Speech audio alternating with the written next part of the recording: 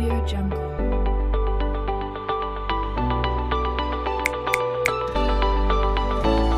Audio Jungle. Hello friends, Bhargav's કિચનમાં આપનું સ્વાગત છે। હું છું આપનો દોસ્ત ભાર્ગવ જોશી। આજે આપણે બનાવવા જઈ રહ્યા છે શરદ પૂર્ણિમા સ્પેશિયલ દૂધ પૌવા। શરદ પૂર્ણિમાના દિવસે દૂધ પૌવા લગભગ બધાના જ ઘરે બનતા હોય છે। ઘણા લોકો સાદા પૌવામાંથી દૂધ પૌવા બનાવે છે તો ઘણા લોકો કસાટા પૌવાના। પણ આજે આપણે સાદા પૌવાનો ઉપયોગ કરી રોઝ ફ્લેવરના કસાટા પૌવા બનાવીશું, જે બિલકુલ માર્કેટમાં મળતા કસાટા પૌવા જેવા જ તૈયાર થશે। અને આ રીતે જો તમે દૂધ પૌવા બનાવશો તો ઘરમાં સૌ કોઈ મન મૂકીને ખાશે। તો રેસીપીને એન્ડ સુધી જરૂરથી જોજો અને રેસીપી પસંદ આવે તો નીચે આપેલા લાઇક બટન પર જરૂરથી ક્લિક કરજો। જો તમે મારી ચેનલ પર નવા હો તો ચેનલને સબસ્ક્રાઇબ કરી દો અને બેલ આઇકન પર ક્લિક કરી દો, જેથી આવનારી મારી દરેક રેસીપીની નોટિફિકેશન તમને મળતી રહે। સૌથી પહેલાં આપણે રોઝ ફ્લેવરના કસાટા પૌવા તૈયાર કરીશું, જેના માટે એક ચાળણીમાં 100 ગ્રામ પૌવા લઈશું અને તેને બરાબર ચાળી લઈશું, જેથી પૌવામાં જે પણ કચરો હોય કે પૌવાના નાના નાના ટુકડા હોય એ અલગ થઈ જાય। અહીં મેં જાડા પૌવાનો ઉપયોગ કર્યો છે। જો તમે અહીં પતલા પૌવા એટલે કે નાયલોન પૌવાનો ઉપયોગ કરશો તો દૂધમાં નાખતાની સાથે જ મેશી થઈ જશે અને ખાવાની જરા પણ મજા નહીં આવે। તો મેં અહીં પૌવાને સરસ રીતે ચાળી લીધા છે। હવે માર્કેટ જેવા કસાટા પૌવા બનાવવા એક વાટકીમાં આપણે થોડું પાણી લઈશું। તેમાં 10 થી 12 ટીપા જેટલું રેડ કલર એડ કરીશું।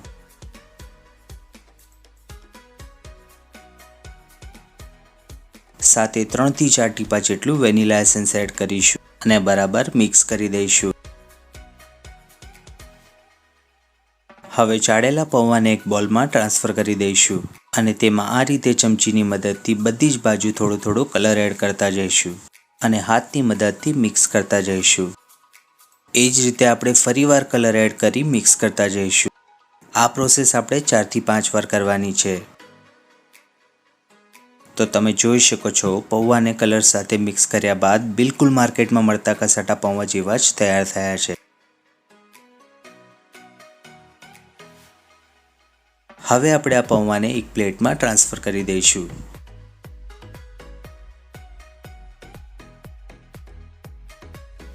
અને આ રીતે બધી જ બાજુ ફેલાવી 10 મિનિટ માટે કોરા થવા દઈશું।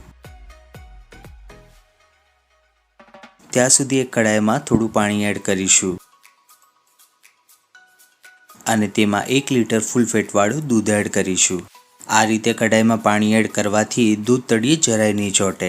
દૂધને આપણે સ્લો ટુ મીડિયમ ફ્લેમ પર એક ઉભરો આવે ત્યાં સુધી ગરમ થવા દઈશું। તો શરદ પૂર્ણિમાના મહત્વ વિશે પણ આપણે થોડી જાણકારી લઈ લઈએ।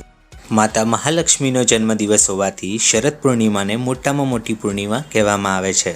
સાથે જ ભગવાન શ્રી કૃષ્ણએ કામદેવને પરાજિત કરી ગોપીઓ સાથે રાસલીલા રમી હતી, એટલે આ પૂર્ણિમાને રાસ પૂર્ણિમા તરીકે પણ ઓળખવામાં આવે છે। શરદ પૂર્ણિમાના દિવસે ચંદ્ર પૃથ્વીથી ખૂબ જ નજીક હોય છે। ધાર્મિક માન્યતા અનુસાર શરદ પૂર્ણિમાની રાત્રે ચંદ્રના કિરણો અમૃત સમાન હોય છે અને આ કિરણોમાંથી અમૃત વર્ષા થાય છે, એટલે જ શરદ પૂર્ણિમાના દિવસે મહિલાઓ વ્રત કરે છે અને દૂધ પૌવા બનાવી ખુલ્લા આકાશ નીચે 3 થી 4 કલાક સુધી મૂકી ચંદ્રના દર્શન કર્યા બાદ જ મધરાતે દૂધ પૌવા ખાય છે। જો તમને પણ શરદ પૂર્ણિમાના મહત્વ વિશે બીજી કોઈ પણ જાણકારી હોય તો મને કમેન્ટ બોક્સમાં જરૂરથી જણાવજો। બીજી બાજુ પૌવા પણ સરસ એવા કોરા પડી ગયા છે। હવે આપણે તેમાં 1 ચમચી વેનીલા કસ્ટર્ડ પાવડર એડ કરીશું અને સાથે 2 ચમચી જેટલી તૂટી ફ્રૂટી એડ કરીશું અને બધું જ બરાબર મિક્સ કરી દઈશું। તો માપ ખૂબ જ સિમ્પલ છે। 1 લીટર દૂધમાં આપણે 100 ગ્રામ જેટલા જ પૌવા લેવાના છે। તો આપણા માર્કેટ જેવા જ કસાટા પૌવા બનીને બિલકુલ તૈયાર છે।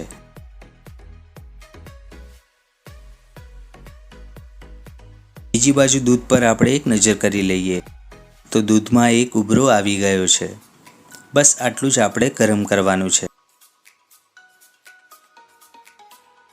હવે આપણે એક ચપટી કેસરમાં 3 ચમચી જેટલું દૂધ એડ કરી પલાળી રાખીશું અને દૂધમાં બદામ અને પિસ્તાની કતરણ એડ કરીશું। બદામ અને પિસ્તાને 15 મિનિટ ગરમ પાણીમાં પલાળી રાખ્યા હતા અને તેની છાલ કાઢી આ રીતની કતરણ તૈયાર કરી છે. સાથે આપણે અડધી ચમચીથી ઓછો એલચી પાવડર એડ કરીશું અને જાયફળને થોડું છીણીને એડ કરીશું.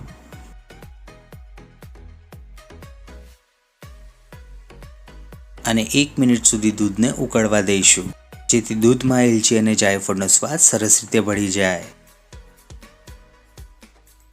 1 મિનિટ બાદ આપણે તેમાં 2 ચમચી જેટલી દળેલી સાકર એડ કરીશું. દળેલી સાકરની જગ્યાએ તમે ખાંડનો ઉપયોગ પણ કરી શકો છો. અને પલાળેલું કેસર પણ એડ કરી દઈશું. અહીં સાકર આપણે જરૂર કરતાં થોડી ઓછી જ નાખવાની છે, કારણ કે આગળ આપણે રોઝ સિરપનો પણ ઉપયોગ કરીશું. સાકર સરસ રીતે ઓગળી જાય ત્યારબાદ આપણે તેમાં જે કસાટા પૌવા તૈયાર કર્યા હતા તે એડ કરીશું અને 2 થી 3 મિનિટ સુધી સ્લો ફ્લેમ પર પૌવા સોફ્ટ થાય ત્યાં સુધી આપણે તેને ઉકળવા દઈશું. દૂધ સરસ એવું ગરમ હોવાના કારણે પૌવાને સોફ્ટ થતાં 3 થી 4 મિનિટ જેટલો જ સમય લાગશે. તો ફક્ત 4 મિનિટમાં જ પૌવા સરસ એવા ફૂલીને સોફ્ટ થઈ ગયા છે. હવે આપણે તેમાં 2 ચમચી જેટલો રોઝ સિરપ એડ કરીશું. રોઝ સિરપની જગ્યાએ તમને જે પણ ફ્લેવર પસંદ આવે તે એડ કરી શકો છો. તો ફક્ત 20 જ મિનિટમાં આપણા દૂધ પૌવા બનીને તૈયાર થઈ ગયા છે.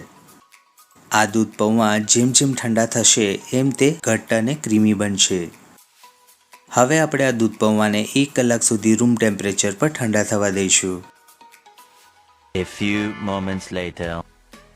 તો 1 કલાક બાદ દૂધ પૌવા કમ્પ્લીટલી ઠંડા થઈ ગયા છે અને પહેલાં કરતાં ઘટ્ટ પણ થઈ ગયા છે.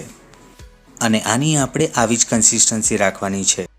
હવે આપણે દૂધ પૌવાને સર્વ કરી દઈશું. આ દૂધ પૌવાને ફ્રીઝમાં મૂકી ઠંડા ઠંડા પણ ખાઈ શકાય છે. ઉપરથી આપણે થોડી પિસ્તાની કતરણ અને સૂકા ગુલાબની પાંખડીથી ગાર્નિશ કરીશું. તો મિત્રો તૈયાર છે શરદ પૂર્ણિમા સ્પેશિયલ દૂધ પૌવા. જોઈ લો, જોતાં જ ખાવાનું મન થઈ જાય એવા બન્યા છે. તો તમે પણ આ શરદ પૂર્ણિમાના દિવસે આ રીતે દૂધ પૌવા જરૂરથી બનાવજો અને તમારો અનુભવ મને કમેન્ટ બોક્સમાં ચોક્કસથી જણાવજો. આશા રાખું છું કે આજની રેસીપી તમને અવશ્ય પસંદ આવી હશે. અને જો પસંદ આવી હોય તો આ વિડીયોને લાઈક અને તમારા ફ્રેન્ડ્સ અને ફેમિલી સાથે શેર ચોક્કસથી કરજો. મળીશું પાછા આવી અવનવી રેસીપી સાથે. ત્યાં સુધી ખાઓ અને ખુશ રહો. જય માતાજી.